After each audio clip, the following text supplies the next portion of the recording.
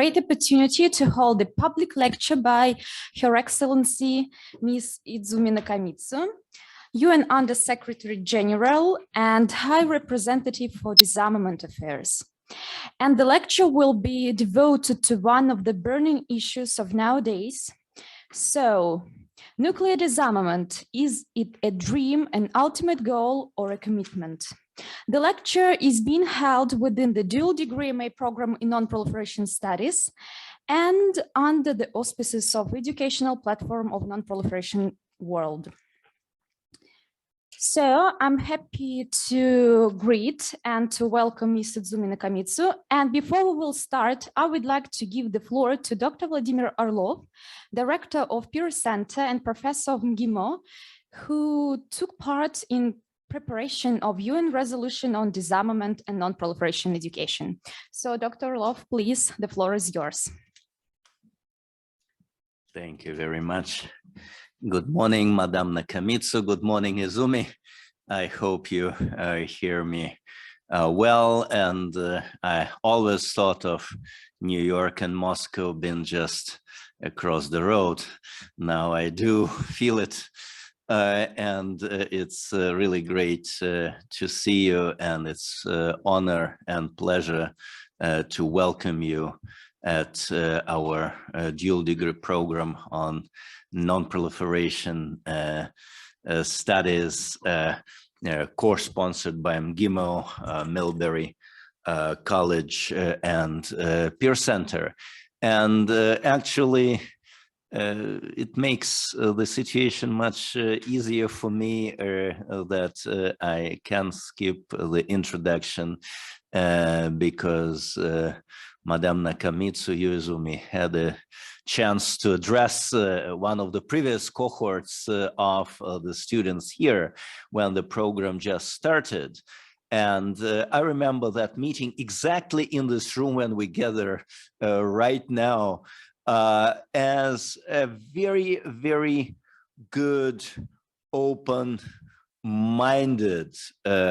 discussion with the students who later on, some of them went to Foreign Minister of the Russian Federation, others to State Department, some at least as interns to your Office of Disarmament Affairs in New York.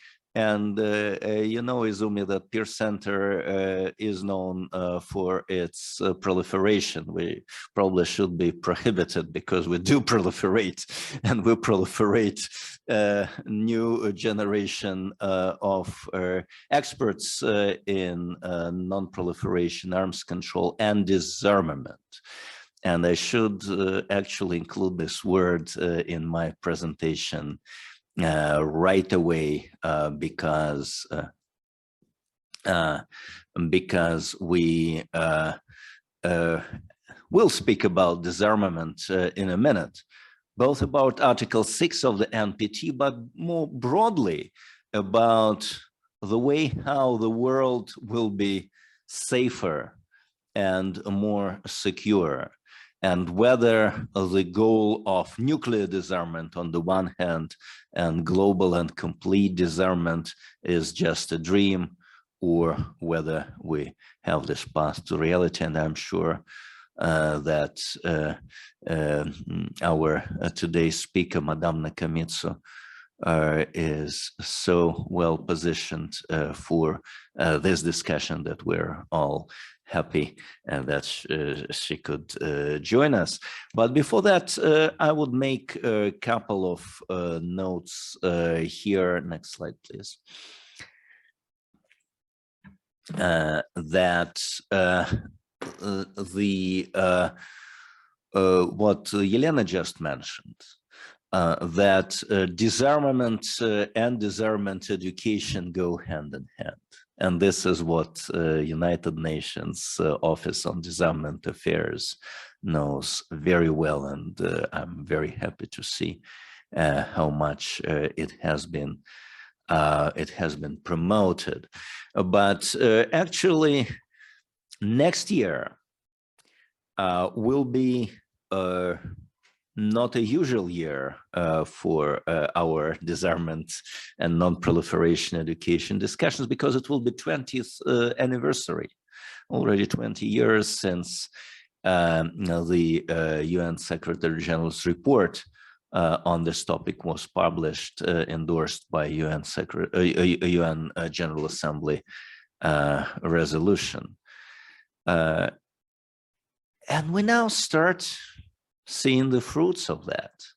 If we look at the recommendations, set of recommendations which were provided almost 20 years ago, they're all still relevant. And I can repeat it, they are all still relevant. 20 years ago, internet didn't play such a major role as it plays now.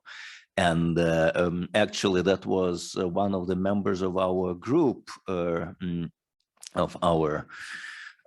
of government experts, GG, on this issue with the name of Yuki Amano, who was a major promoter of the new techniques using internet and what we called modern technologies 20 years ago in non-proliferation and disarmament education.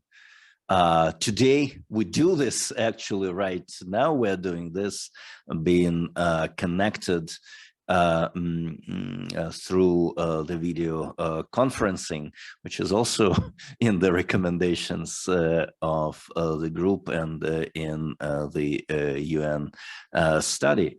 And there are other elements which are important and critical. Some of them are suggested by such colleagues as Venkatesh Varma or William Potter and others, who believed, and I fully share that view as at that time consultant to that group, who was actually sitting and editing and preparing that report,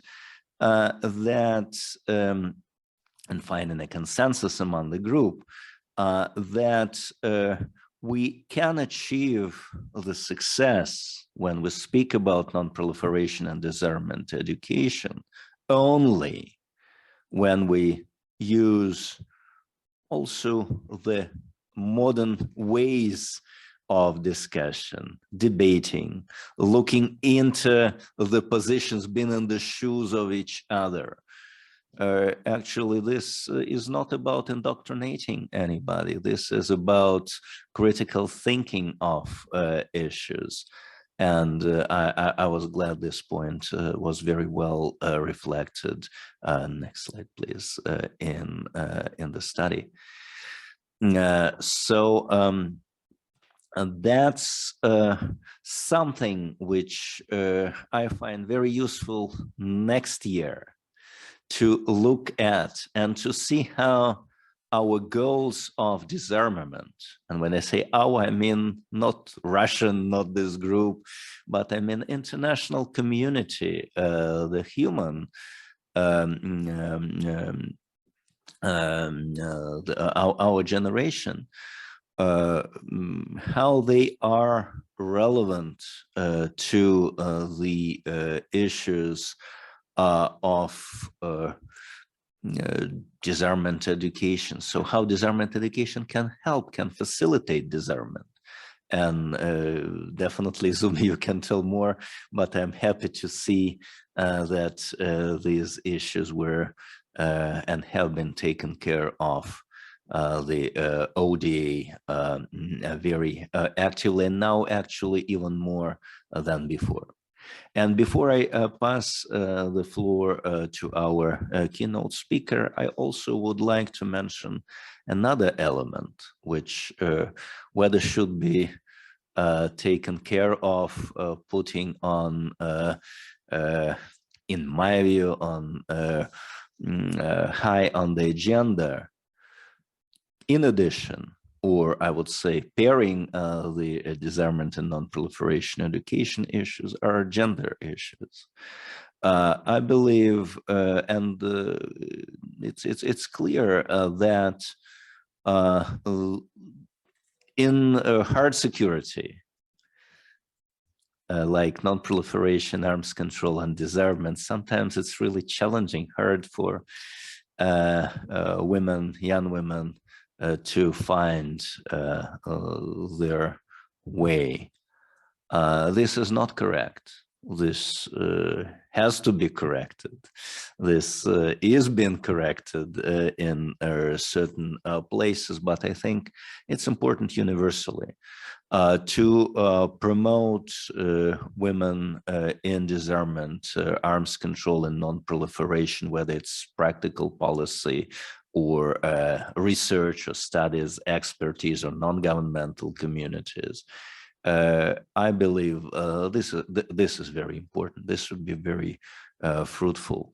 In that sense, PIR Center clearly endorses here that policy that, of course, based on the merit and merit criteria, the women should be given an opportunity, very equal opportunity, to be represented, and the voice should be heard as much as voices of men when it comes to non-proliferation, disarmament, and arms control. In fact, very soon, in a few days from now, we will be publishing a study on that issue, which covers my country, Russia, but also goes beyond that, by Yelena Karnaukhova, who is here, and we would be happy to share our views on this issue, which in my view is completely non-controversial and should be also put, as I said, high on the agenda and kept high on the agenda, both of the United Nations, on national governments, including government of the Russian Federation.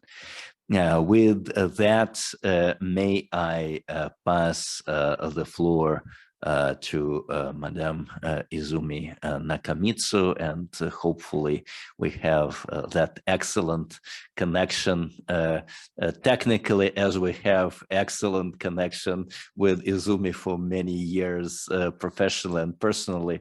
I hope we will hear from Madame Nakamitsu just right away. Thank you. Thank you. Thank you very much, Dr. Orlov. Vladimir. It really is a real pleasure. Distinguished guests, dear students, ladies and gentlemen. I was exactly thinking the same. I must have been in that same room because it looked so familiar. And I'm really very happy to be able to do this lecture. I'm actually in San Juan, Puerto Rico. I just got here last night with the family. I thought I have so many leave days unused. I should take just a few days on the beach, but the connection seems really stable. So this new ways of connecting and being part of important discussions like this really is truly remarkable. But I must say, I look forward to the time, hopefully in the near future, maybe next year, when I can be there in the flesh again. Nothing replaces human touch and spontaneous conversations, exchanges that we could have. So I also obviously have to start by saying that Dr. Orlov has been a strong friend and a supporter of the United Nations Office for Disarmament Affairs throughout the many, many years, including also, I have to say this, by serving on the Secretary General's Advisory Board on Disarmament Matters, ABDM. But perhaps his greatest gift to us has been the students of this dual degree master's program under the auspices of PIR Center, GIMO, and the Middlebury Institute of International Studies at Monterey. And this program continues to turn out young experts who go on to represent their governments or work for the most important institutions in our world. And I am definitely pleased to say that many have also been outstanding ODA interns who have been really instrumental in many of the work that we do here, or actually in New York and elsewhere. So I have been asked today to speak about the prospects for nuclear disarmament, our favorite subjects. This is obviously also a topic that induces divergent opinions, interesting one. And there is a perception in some quarters that disarmament, and particularly nuclear disarmament, is a naive utopian fantasy, perhaps. But I say that this could not be further from the truth.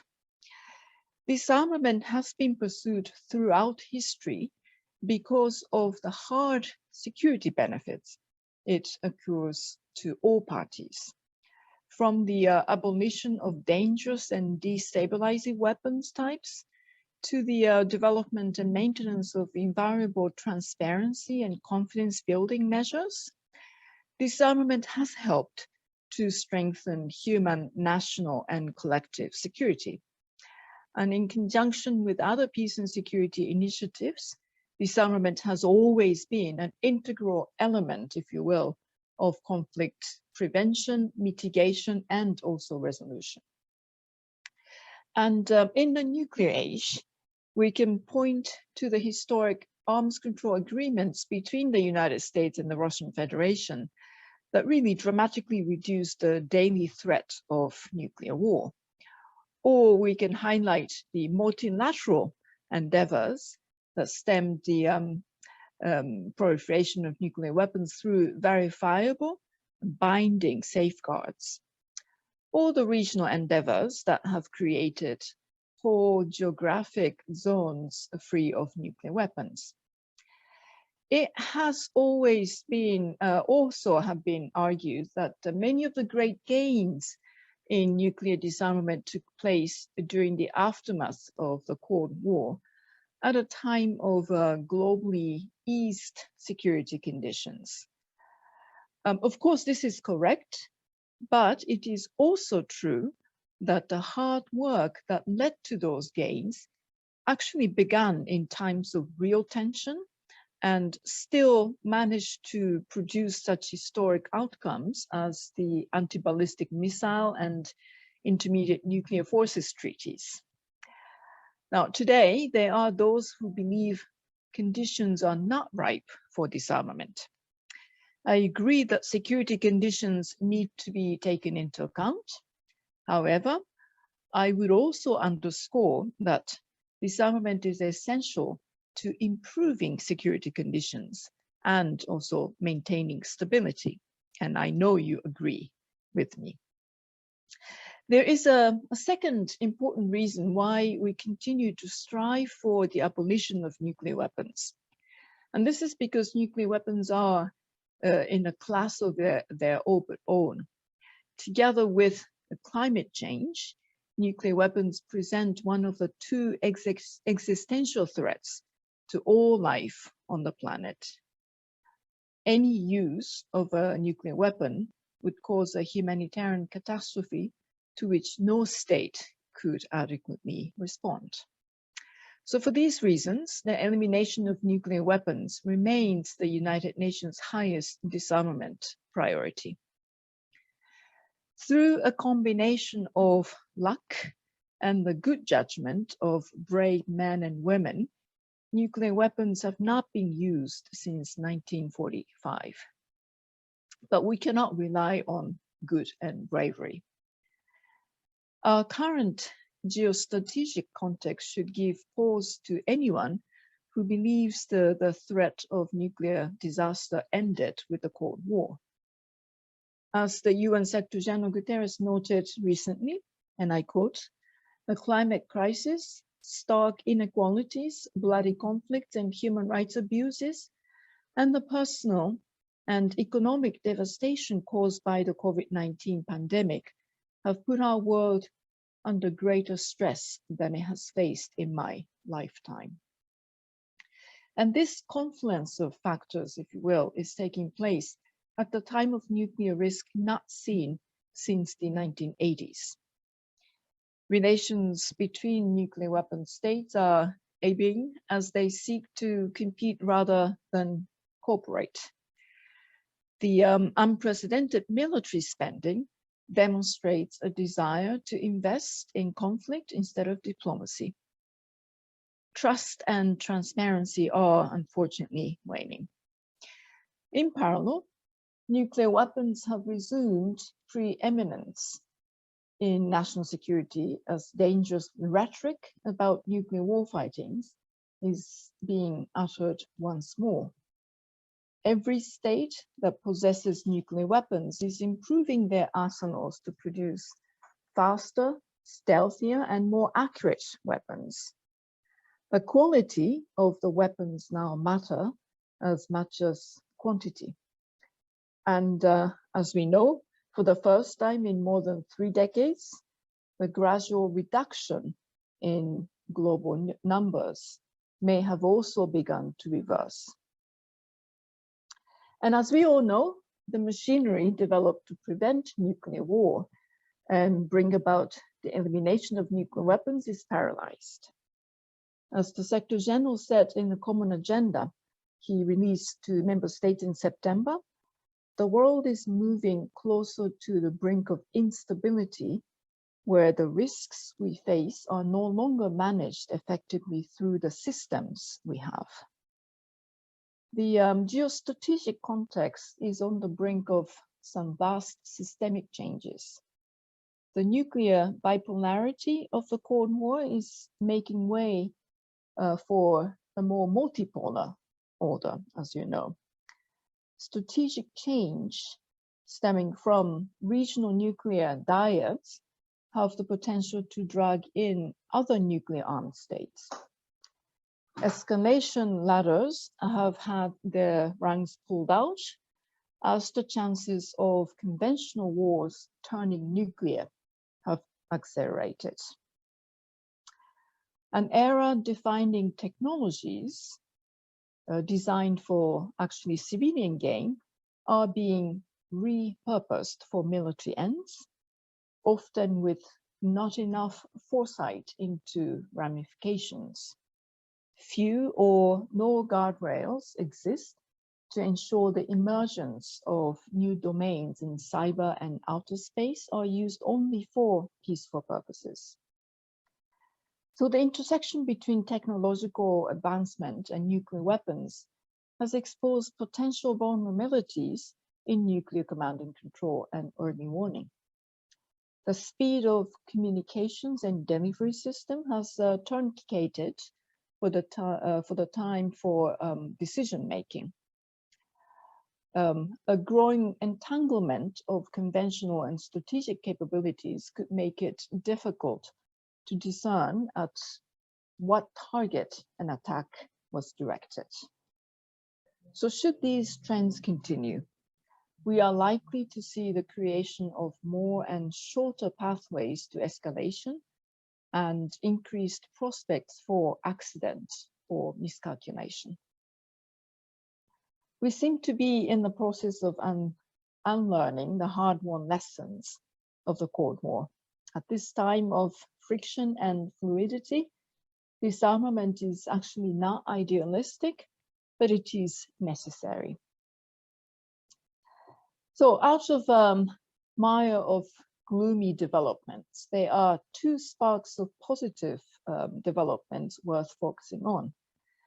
The first is the agreement by the United States and the Russian Federation to extend the New START treaty and to engage in dialogue on strategic stability on a regular basis. The second is the entry into force of a treaty on the prohibition of nuclear weapons. The resumption of dialogue between the world's largest nuclear powers can only be a good thing, of course. That this dialogue seeks to examine the interplay between nuclear weapons and other strategic dimensions is also beneficial. The 5-year extension of New START also provides a ticking clock for both sides. I really hope they will use the time before the treaty's expiration to lay the ground for the next generation of arms control. Now, coming to the Treaty on the Prohibition of Nuclear Weapons, or TPNW, which entered into force in January of this year, and it will hold its first meeting of states parties in March of next year. The TPNW has attracted much criticism, and it is true that, at least for the time being, it has a relatively small membership base that does not include any states possessing nuclear weapons or their allies. My response to this criticism is twofold. First, the TPNW represents a genuine commitment to multilateral nuclear disarmament by many states, and their frustration at the slow progress in recent years. Second, its members will be the first to tell you that it will not take effect overnight. States parties and civil society have methodically begun to lay the ground for the treaty's implementation, including through a considered fact and science-based approach. Next month provides perhaps the best opportunity to test the prospects for nuclear disarmament. Commencing on 4th of January, very soon, the 10th NPT Review Conference is a rare moment to reverse course, reduce nuclear risk, and put us back on the path to our shared goal of a world free of nuclear weapons. It is worth asking, at the time of when arms control is under threat, the disarmament machinery is paralyzed and nuclear competition is rising, why the NPT retains its position as the so-called cornerstone of the non-proliferation and disarmament regime. Let me suggest 4 answers. First, it contains legally binding commitments to nuclear disarmament. Second, it provides verifiable non-proliferation and obligations policed by IAEA. Third, its near universal status means these commitments and obligations are binding on the vast majority of the international community. And finally, the NPT is a grand bargain of mutually reinforcing benefits. For this reason, all states parties gain tangible security benefits. They may have their differences, but a major point of convergence between NPT states parties of all stripes is their commitment to the treaty. After nearly 2 years of postponement, it is tempting to see simply holding the conference as a victory. But I have to say, hard work starts now. States need to be ambitious, otherwise, this will be a wasted opportunity at a critical juncture. There are 5 key outcomes I believe the review conference should pursue. First, the review conference should agree to a set of practical measures to reduce the risk of nuclear weapon being used, either by design, accident, or most likely miscalculation. This could include new or updated confidence building measures, agreed changes to doctrine and posture, as well as enhanced transparency. Second, but this risk reduction is not enough. The risks posed by nuclear weapons will only be eliminated when the weapons are eliminated. I hope that the review conference will be able to agree on tangible measures in nuclear disarmament, such as commitment to arsenal reductions or timelines for dialogue to that end. States parties should commit to pursue all measures to finish long overdue business, such as entry into force of the Comprehensive Nuclear Test Ban Treaty and negotiations on a treaty banning production of fissile material. Disarmament and non-proliferation are two sides of the same coin, as we always say. Momentum in one strengthens momentum in the other. The review conference should deliver practical commitments, therefore, that ensure the safeguards regimes administered by the International Atomic Energy Agency, IAEA, is robust and fit for purpose, including through adequate financial and human resources. And it should also consider how states parties can assist in the resolution of long simmering proliferation crisis in Northeast Asia and the Middle East. At a minimum, the conference should pledge support and assistance to dialogue and political measures to resolve these regional hotspots. Finally, states parties need to reach agreement on how to strengthen and accelerate implementation of commitments given at previous review conferences. Now, of course, a successful result from the review conference is not going to resolve all of our concerns, but it can act as a jumping off point, if you will, for a near-term work program in disarmament. It can act as a catalyst for the kind of thinking and dialogue we will need in order to grapple with the increasing complexities of our current environment. And when he announced his intention to deliver a new agenda for peace, the Secretary General stated that it would include an updated vision, if you will, for disarmament to help guarantee human, national, and collective security. It will need to bolster support for a world free of nuclear weapons, other weapons of mass destruction, effective control of conventional weapons, and regulation of new weapons of technology. Any updated vision for disarmament will also need to examine the linkages between strategic domains, consider how to include all kinds of nuclear weapons in arms control, understand the nexus between advanced conventional weapons and escalation, address the long overdue issue of constraints on missiles, and seek new and innovative ways to ensure that states can trust but verify.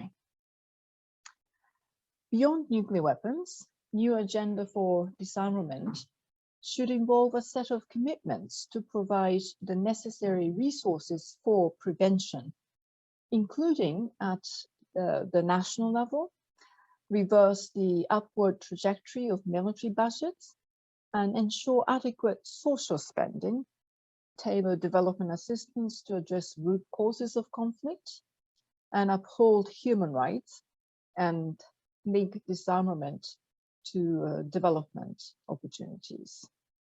And of course, new thinking about disarmament must include the full, effective, and equal participation and leadership of women, as Vladimir mentioned, without whom meaningful social contract and sustainable disarmament pathway is possible.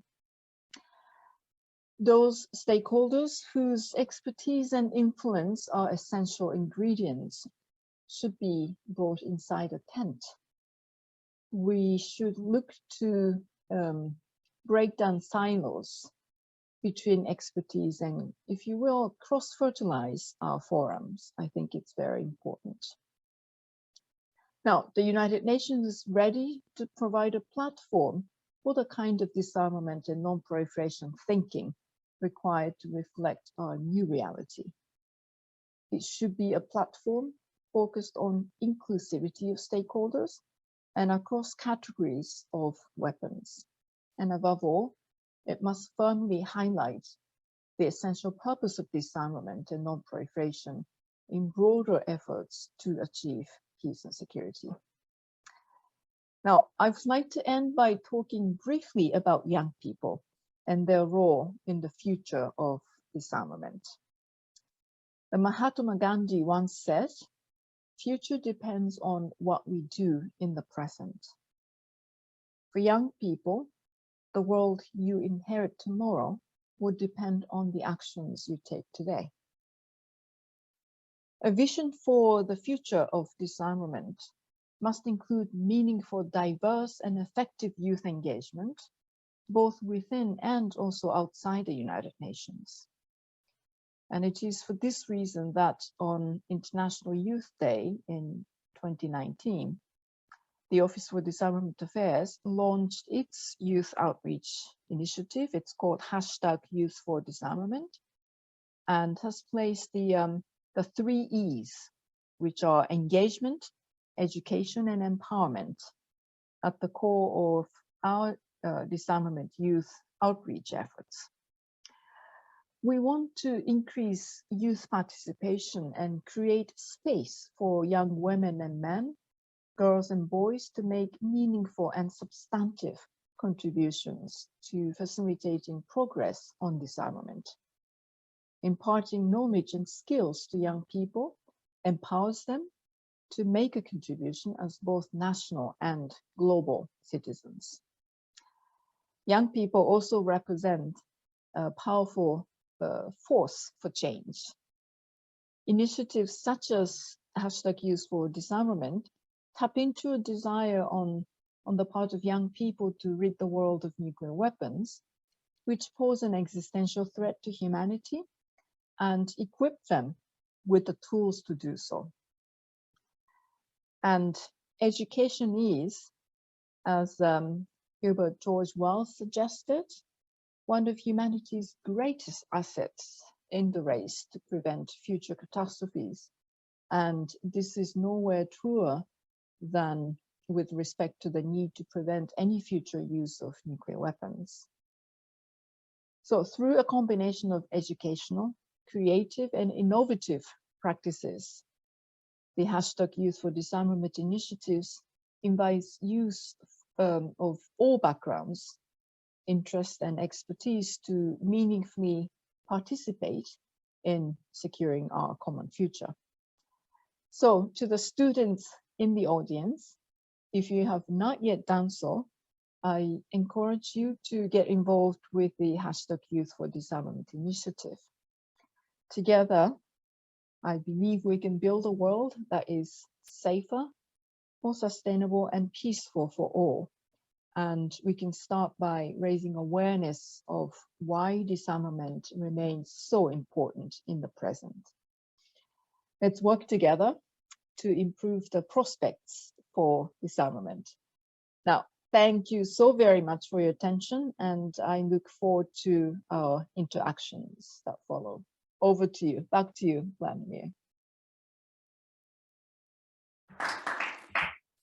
Madam Undersecretary General and dear Izumi, thank you so much, but I feel at the same time delighted and ashamed.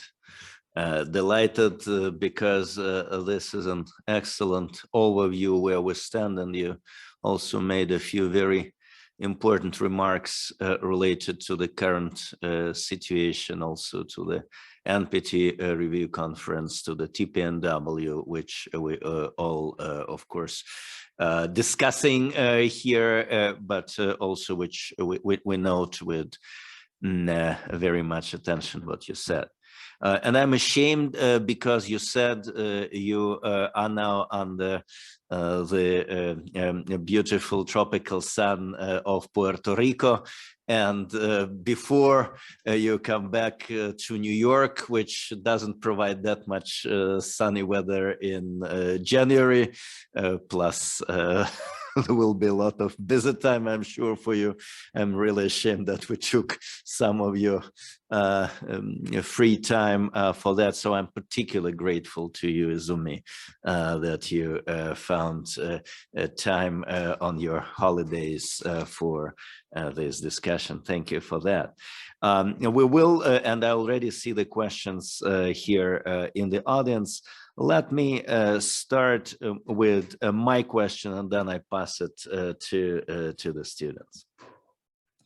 Actually, thinking of nuclear disarmament, which is my subject area, I always think of it as a general noble goal, but also as a number of very practical steps. So here I'm not a philosopher at all.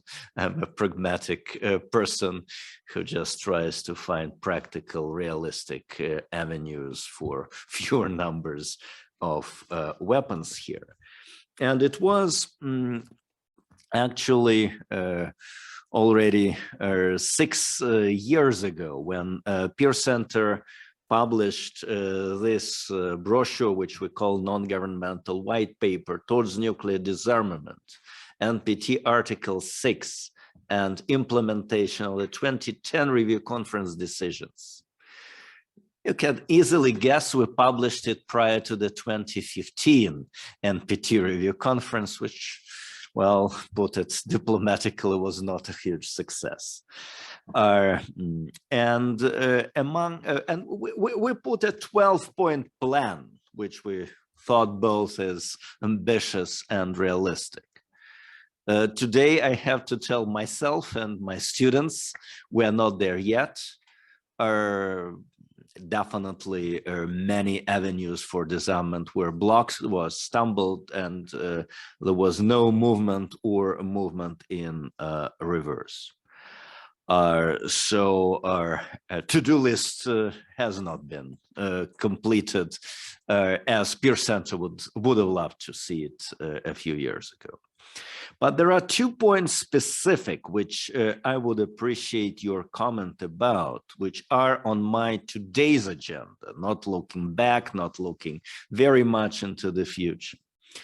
The first point, and I'm taking from those previous points, the first point is that I think it would be important for the nuclear weapon states, for all nuclear weapon states, to make a simultaneous statement or simultaneous unilateral statements, either in the framework of Conference on Disarmament, or because Conference on Disarmament may be considered not as the strongest place now at the level of the UN Security Council, a commitment and undertaking not to increase their nuclear arsenals. For some, it sounds like an easy task. People say, no, you need to work on the radical nuclear disarmament. Don't make your job easy.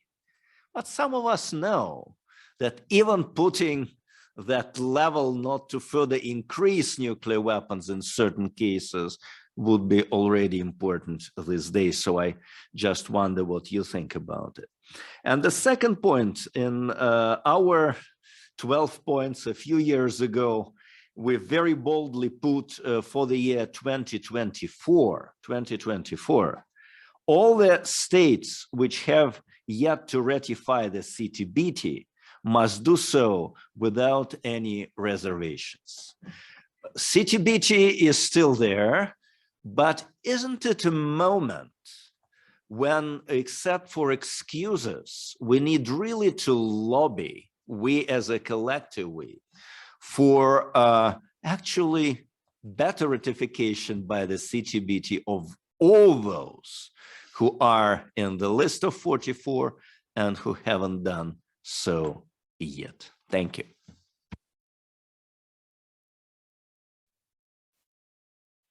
Well, Vladimir, thank you.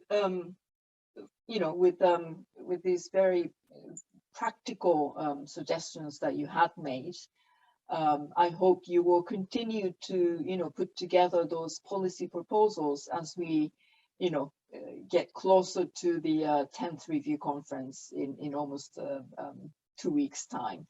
Now, specifically on the 2 points, you know, your first point, all nuclear weapon states to make a simultaneous statement, either in the context of a CD or even at the Security Council, not to make a commitment not to increase arsenals. If they could do that, I would definitely welcome that. You know, I think it is really concerning that the trajectory that, the trends that continued since the end of Cold War, that was a reduction in numbers of arsenals. Recently, we are beginning to see, upward trend. So potentially in terms of the quantities, we might be seeing the reversal of disarmament trends and going upwards. And as I mentioned, in my public speeches several times, this is definitely a very concerning trend, and we want to put a stop to it, and we would like to see that this trajectory reversed and go back to a reduction point. So, if this can be done, all for it.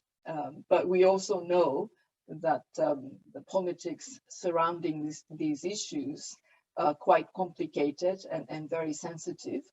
However, I hope that in the context of this P5 coordination or N5 coordination in the context of NPT, all nuclear weapon states in the context of NPT are looking into some of those measures that they could potentially agree. And I hope that they will come out at the NPT Review Conference with the strongest possible commitments to nuclear disarmament as well.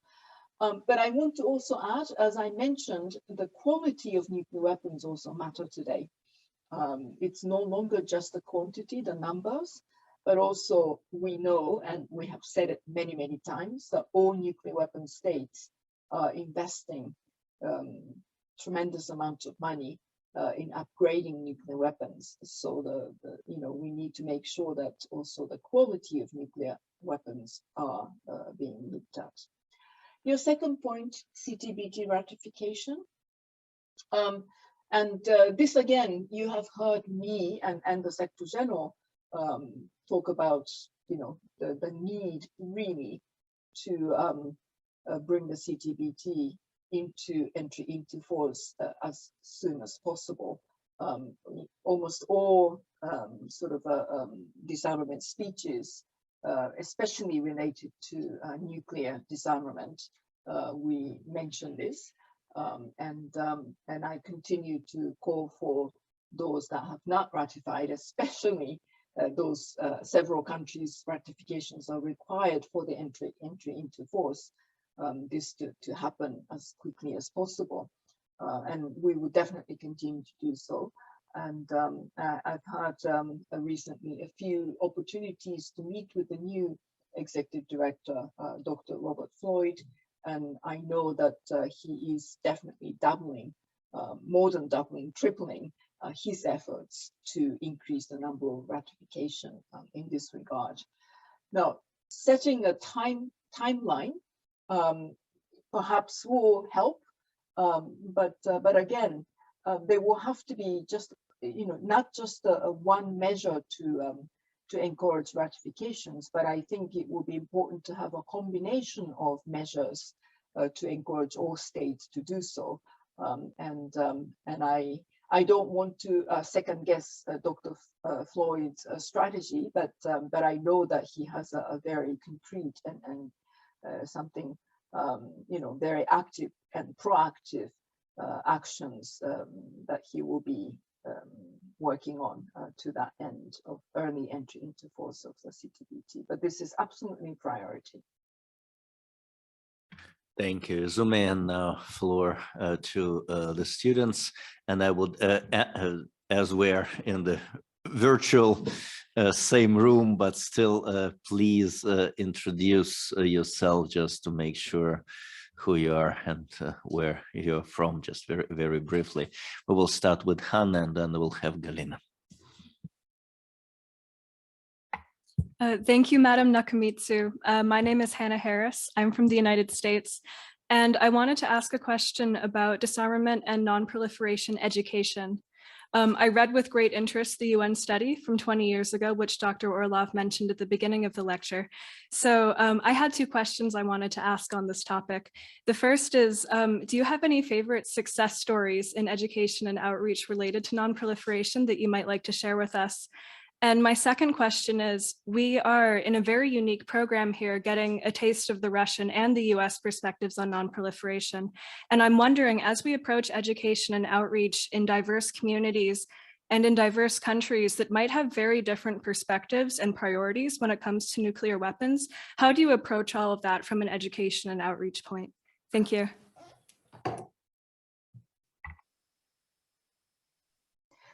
Well, thank you for this excellent question.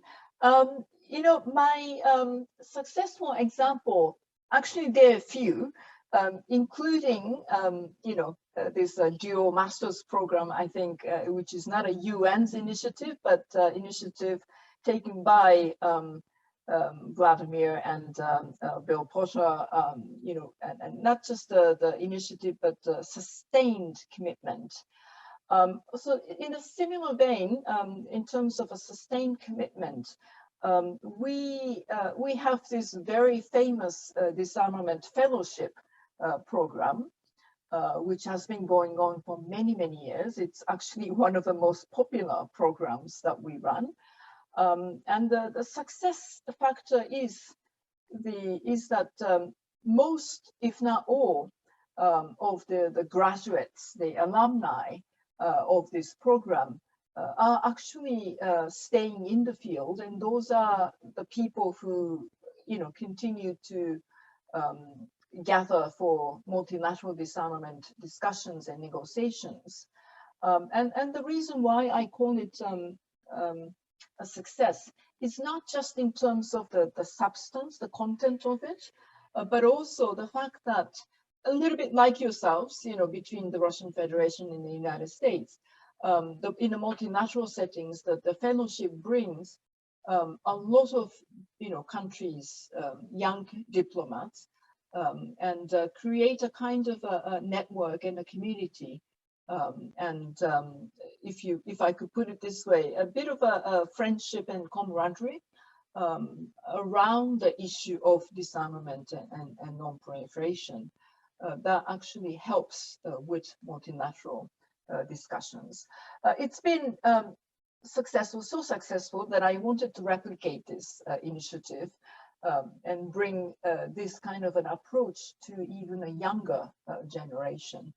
So we started a young fellowship program, which is targeting basically high school and university students, so not a professional level yet, but those who, you know, who are interested in international peace and security and in disarmament issues around the world from that age group. And then we now combine, you know, a range of online learning opportunities and also bringing these people to a few places so that they could actually experience, you know, different kinds of disarmament events and opportunities. So yeah, I think that's just one example, but as I mentioned, there are many others. And then, you know, this area of education, you know, with the online tools, I think we have many more new things that we could test. And then we are now starting to test those educational programs. And I think it's especially important that it doesn't become a one-way. And so I'm moving to your second part of the question. I think, you know, education and outreach, they will have to be more of a learning and empowerment dimensions integrated in a new context where you can actually bring and contribute new approaches. I must say, it's much more effective rather than just, you know, giving knowledge and facts, you know, one way. It will become very much both way interactive, where you can think for yourselves what might be the approaches that you would like to test, and also cross-fertilize between the regions. Different regions bring different perspectives in disarmament, also different priorities in disarmament issues. So bringing those into activity through some of those new tools available. I think that will be quite important. So I see that this is one of the most dynamic area in the whole of disarmament. And if we are successful in generating more dynamism and therefore more energy and momentum amongst this education field, I think that will then have a cascading impact in the real sort of disarmament discussion and negotiation. So that's one of the reasons why we invest a lot in this area. Thank you. Now Galina, and next is Chip. Thank you very much, Ms. Nakamitsu, for such an interesting lecture. My name is Galina Salnikova. I'm from Russia, and we actually met each other at Hiroshima ICANN School on Nuclear Weapons and Global Security. So this is the greatest example of disarmament education and connecting us all together. My question might be a little bit provocative, but do not worry, it's not too much. My question is about TPNW, which is a very hot topic at the moment.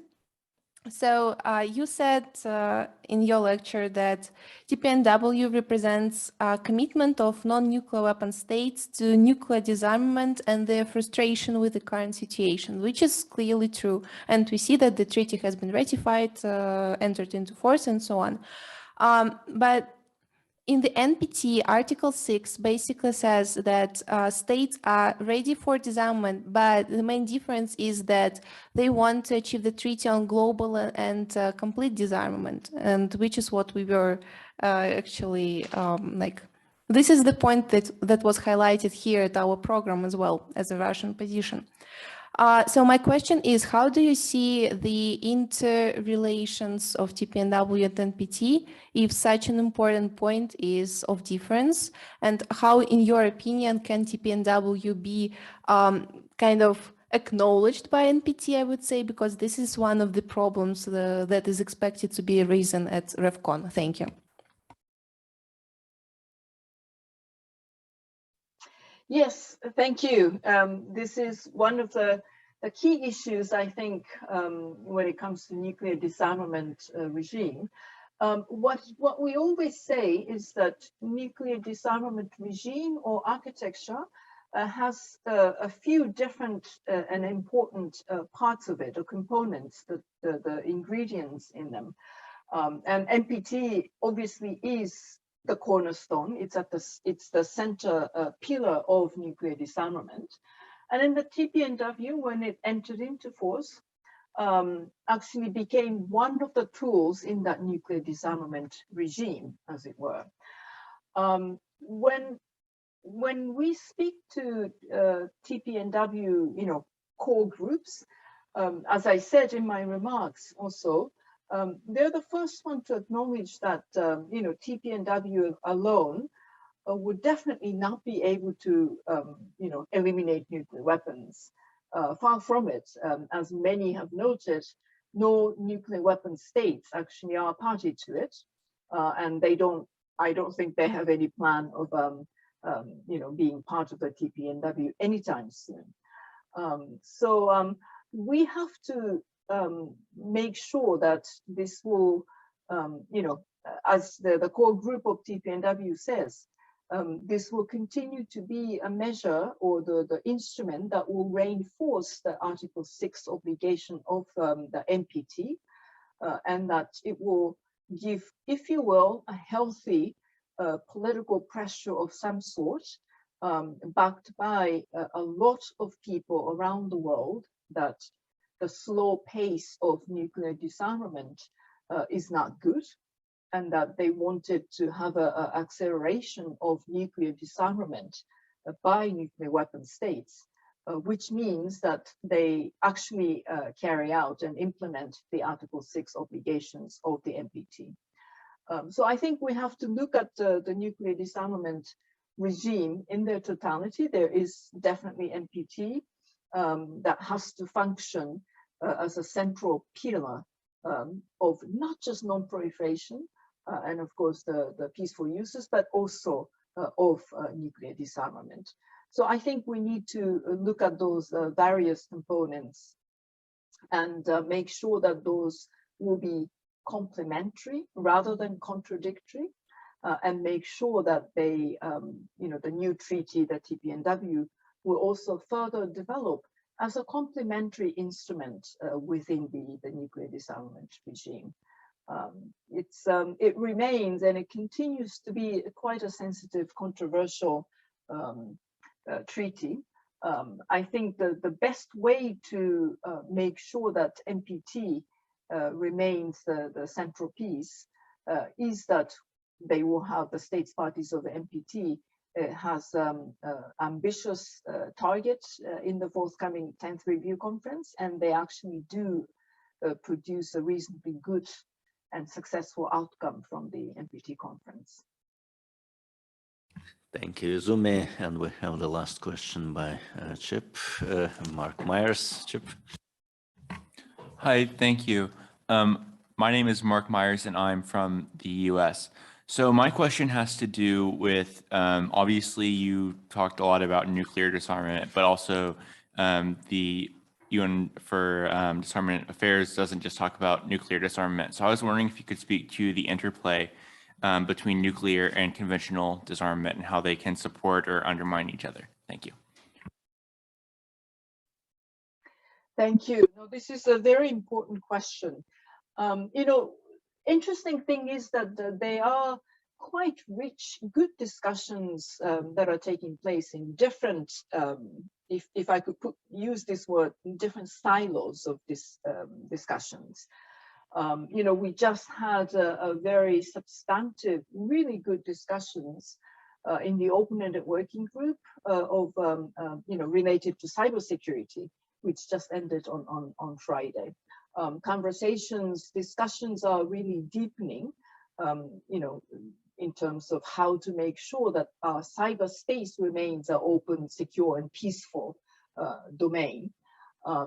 But we need to make sure that those discussions that are taking place in that context and the substance that are being developed and produced are also looked at, in connection to or in linkages with other areas such as nuclear disarmament. Another important area is, of course, the outer space. There will be another open-ended working group focused on responsible behavior of states in outer space. This open-ended working group starts its discussions in February of next year. A separate discussion taking place, yet another separate platform in the CCW, the Convention on Certain Conventional Weapons, on AI, laws issues. One area that is so critical to nuclear disarmament that has not really taken place, and therefore we don't have a global sort of standard, is the delivery systems, the missiles. There have been quite a lot of developments. Most of them are really concerning, very worrying developments. Hypersonic missiles and development of cruise missiles capable of, putting nuclear arsenals, etc. In this area, we do not have a global multilateral discussions taking place. We have been suggesting, I have said it several times to the first committee of the GA, that perhaps UN member states should start having really technical discussions to start with, to come up with, if you will, lexicon of terminologies. We've noticed that different states talk about missile issues using slightly different terminologies and definitions. As a first step to start a more substantive multilateral discussions, they could have technical discussions and consolidate the understandings on different terminologies. So there are a whole range of what we call quite often conventional weapons with strategic impact, or the new domains that have a strategic impact, that's cyber and outer space. All these discussions have to be actually brought together, and that disarmament experts and policymakers start looking at those issues with necessary linkages made. And this will feature very strongly. I think this is a very important issue as we start the conversations and reflections on new agenda for peace. One of the pillars of a new agenda for peace, which the Secretary General suggested, is about reducing strategic risk. And therefore, we will be looking at those issues in their totality and consulting various member states. I think this is a new requirement, and I think many countries actually do realize that these linkages have to be made more strategically. Thank you very much, Izumi, and thank you, students, for your questions. In fact, we are followed here by the viewers across the globe. So although we are here as this cohort of students in this room at MGIMO in Moscow, there are others who have been joining us, both young people and not necessarily junior people. And we did have a few questions coming actually from various places, including Washington, D.C., and CTBTO Vienna, but I think they will have other avenues to ask questions, and I think we can excuse ourselves that we gave the floor primarily to our students today, but I want to register the fact that there is very high interest in this topic, and of course there are a number of questions on that. Izumi, again, with your very kind sharing with us your thoughts, and with your being very strong promoter on disarmament, whether nuclear or generally, I think you will have, as all of us, and I hope a very good break now before new battles.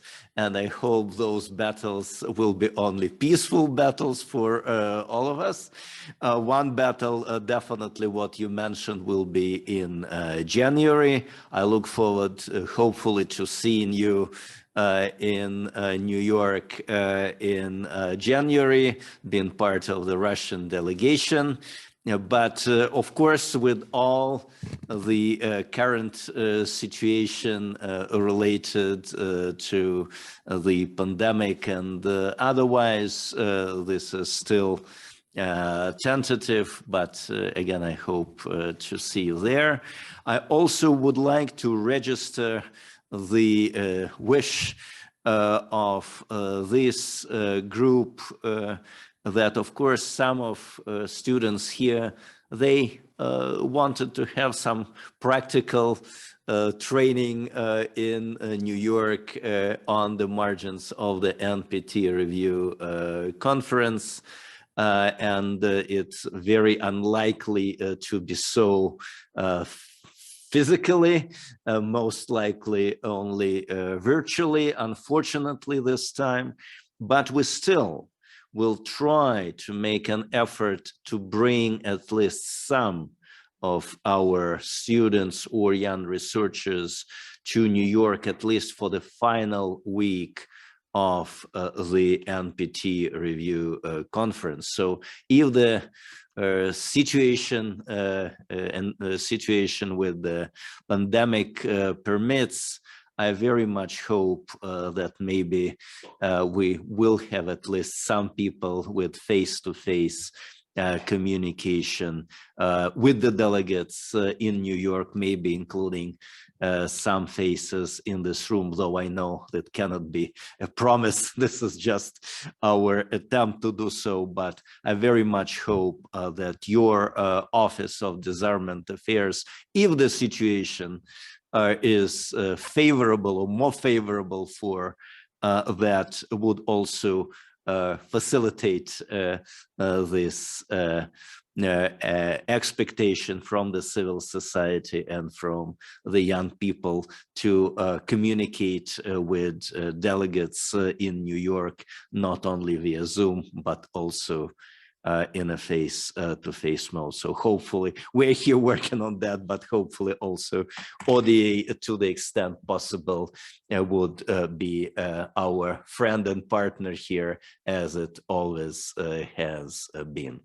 Izumi, may I really thank you on behalf of our students, on the whole audience, for your time, for your generosity, and with that, wish all of us more disarmament in the next year and happy and prosperous next year. With the best season's greetings to you. Thank you so much.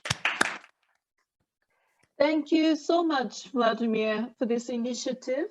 This is really, this is a kind of activities that, gives me a sense of reward.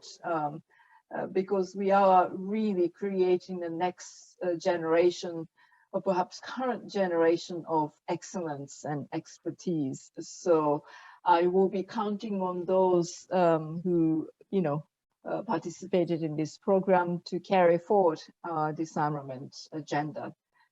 Thank you so much for your interest and activism. And I'm looking forward to seeing you in New York, Vladimir.